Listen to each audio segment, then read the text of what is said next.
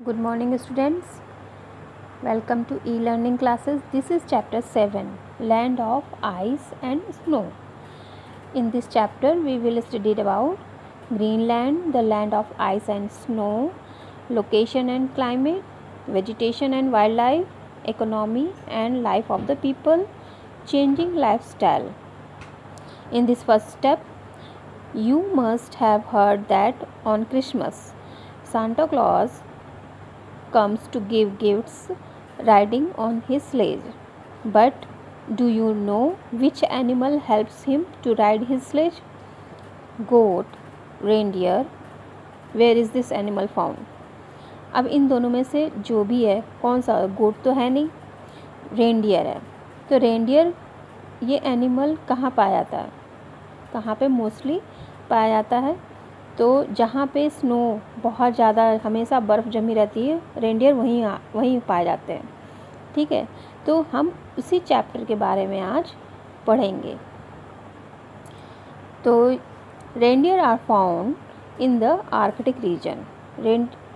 Reindeer जो है Arctic region में पाए जाते हैं, which lies in the northern frigid zone, जो कि नॉर्दर्न फ्रीजेड जोन में है. The region lying in the northern and southern frigid zones are also known as the polar region और tundra region. जो कि साउदर्न फ्रिजिड जोन या northern frigid zone है उनको हम पोलर रीजन भी बोलते हैं या टुंड्रा रीजन भी बोलते हैं. To understand the life in the tundra region we will study about Greenland. हम अगर टुंड्रा रीजन को अच्छे से समझना चाहते हैं तो हमको क्या ग्रीनलैंड के बारे में पढ़ना होगा. ग्रीनलैंड मोस्टली जो नॉर्दर्न फ्रीजिड जोन में आता है. Greenland lies in the frigid zone of the northern hemisphere. It is the world's largest island country. Greenland जो है फ्रीजिड जोन के नॉर्दर्न हेमिस्फीयर में है और ये सबसे बड़ा आइलैंड है वर्ल्ड का. Location Greenland is situated toward the north east of Canada. ये कनाडा के नॉर्थ ईस्ट साइड में है Greenland. Baffin Bay and the Davis Strait separate it from the island of Canada. और ये इसको सेपरेट करता है, किससे? आइलैंड ऑफ कनाडा से सेपरेट करता है, Baffin Bay and Davis Strait से. Greenland is part of Denmark. Greenland Denmark का ही पार्ट है और इसकी राजधानी न्यूक है, जिसको गोर्थाप भी कहते हैं. लैंड और 80% जो है ग्रीनलैंड का कवर है स्नो से, और आइस पूरे साल यहाँ पर जमी रहती है. The south western coast of Greenland is warmer than the rest of it. और जो साउथ वेस्टर्न कोस्ट है वो ग्रीनलैंड का और बाकी जगहों की अपेक्षा हमेशा गर्म रहता है.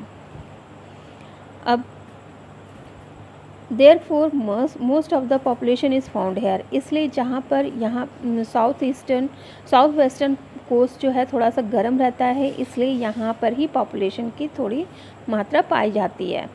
Sisimiut and Ilulissat are the important cities. यहाँ की इम्पोर्टेंट सिटी थे सिसुमिट एंड इल्यूसिएट. क्लाइमेट कैसा रहता है यहाँ पे? अब जैसे कि बर्फ़ जमी रहती है हमेशा पूरे साल भर, तो क्लाइमेट भी क्या होगा? कोल्ड, पूरे साल कोल्ड बना रहेगा. The summer are short. Summer छोटा होता है यहाँ पे, कूल होता है, ठंडा रहता है. While winter are long. Winter बहुत लंबा चलता है और बहुत ही उससे भी ज़्यादा कोल्ड रहते हैं यहाँ पे. The temperature varies 5 degree centigrade.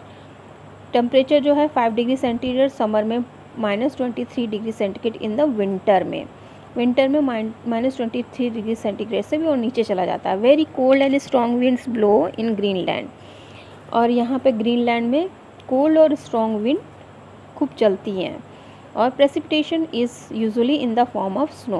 Precipitation snow का इतना ज़्यादा रहता है कि कोई भी चीज़ वहाँ पे लिक्विड वाली चीज़ जम जाती है.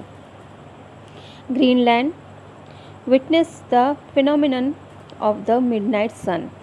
ग्रीनलैंड जो है एक तरह से मिडनाइट सन के रूप में भी जाना जाता है इन समर. क्योंकि देखिए इन समर में क्या होता है, there is continuous sunlight for weeks. कुछ हफ्ते तक तो वहाँ पे सन हमेशा मतलब निकला रहता है। The sun can be seen even during night, night में भी सन रहता है वहाँ पर कुछ वीक तक। और जबकि विंटर में क्या हो जाता है, विंटर में बहुत ही हार्डली सन को दिखता है, सन दिखता है और ओवर द होरिजन, बस केवल होरिजन पे ही आता है और फिर वहीं से डूब जाता है। It remain dark during the winter months, इसलिए वहाँ पे विंटर के मंथ्स जो हैं हमेशा डार्क रहते हैं, मतलब अंधेरा रहता है। वेजिटेशन, क्योंकि यहाँ कोल्ड रहती है, due to extreme cold climate, vegetation is very sparse in Greenland. It is only during the brief summer months that we can see some short grasses, shrubs, wild plants, herbs, lichens, mosses, currants, blueberries and cranberries growing here। और यहाँ पे बहुत ही इतना harsh climate होता है, cold climate होता है, जिससे यहाँ पे वेजिटेशन बहुत ही कम मात्रा में पाई जाती है। इसलिए समर में ही थोड़ा बहुत, इस समर के मंथ में ही थोड़ी बहुत वेजिटेशन रहती हैं, जो छोटे छोटे ग्रासेस हैं, श्रब्स हैं, वाइल्ड प्लांट्स हैं, ये सब उगाते हैं। हर्ब्स भी उगती हैं। लेचेन से एक तरह की ग्रास होती है, मॉसेस हैं, करंट्स, ब्लूबेरीज और कैरनबेरीज बेरीज उगती हैं यहाँ पर। अब वाइल्ड लाइफ कैसा है? Greenland rich in wild life, Greenland ठंडा तो है लेकिन यहाँ पे वाइल्ड लाइफ भी अच्छी है, क्योंकि ये आइलैंड है, तो आइलैंड में मरीन एनिमल्स भी पाए जाते हैं। तो animals such as reindeer, polar bear, musk, oxen, Arctic foxes and huskies यहाँ पे पाए जाते हैं। हस्कीज़ क्या होते हैं? Huskies are wolf like dogs, जैसे कि इसमें दिया हुआ है कि वुल्फ लाइक डॉग्स होते हैं। They are used for pulling sledges, ये स्लेज को खींचने में काम आते हैं। मैनी सी बर्ड्स, बहुत सारे सी बर्ड्स भी हैं, such as gulls, puffins and petrels and are also found here, यहाँ पे पाए जाते हैं। और कुछ sea rich in marine life, see क्योंकि यहाँ पे ये आइलैंड है, तो यहाँ पे whales, seals, walrus and fishes like trout, salmon and cod ये यहाँ पे पाए जाते हैं। Economy, fishing is the major industries of Greenland, फिशिंग यहाँ पे मेजर इंडस्ट्रीज़ है ग्रीनलैंड का। Agriculture and sheep rearing are also practised, agriculture और शीप रेयरिंग भी यहाँ पे करा जाता है। On the south western coast area में, जहाँ पे थोड़ी बहुत हल्का सा और एरिया से और जगह की एरिया से ये गर्म रहता पार्ट, तो वहाँ पे एग्रीकल्चर और शीप रेयरिंग होती है। Greenland is also rich in minerals, Greenland minerals में भी रिच है, such as lead and zinc और लेड पाया जाता है। इन मिनरल्स का दूसरे वर्ल्ड के दूसरे पार्ट में भी एक्सपोर्ट होता है। Life of the people, Inuits और एस्किमोज, इन्यूट्स क्या हैं? एस्किमोज, ये ओरिजिनल इनहेबिटेंट्स हैं ऑफ ग्रीनलैंड के। They are generally short and stout people, ये मुख्य रूप से क्या होते हैं? छोटे कद के होते हैं, छोटे नाटे कद के होते हैं। पीपल होते हैं, येलो कलर्ड स्किन होती है इनकी। They wear long leather shoes, ये लॉन्ग लेदर शूज़ पहनते हैं। Mitten, double sets of the trouser, double sets of trousers पहनते हैं। कोट कॉल परका, एक कोट पहनते हैं जिसको परका बोलते हैं। मेड ऑफ एनिमल फर, जो कि एनिमल फर से बना होता है। Inuits do not have permanent house, Inuits का कोई परमानेंट हाउस नहीं होता है, वो विंटर में परमानेंट हाउस नहीं बनाते हैं। विंटर में क्या करते हैं? ये हाउस जो है स्नो का इग्लू बनाते हैं और उसी में रहते हैं। इग्लू क्या होता है? एक डोम शेप हाउस होती है विद ए सिंगल ओपनिंग, जिसमें एक सिंगल उसमें दरवाज़ा होता है जहाँ से उन लोग इंटर करते हैं या निकलते भी हैं, एग्जिट भी होते हैं।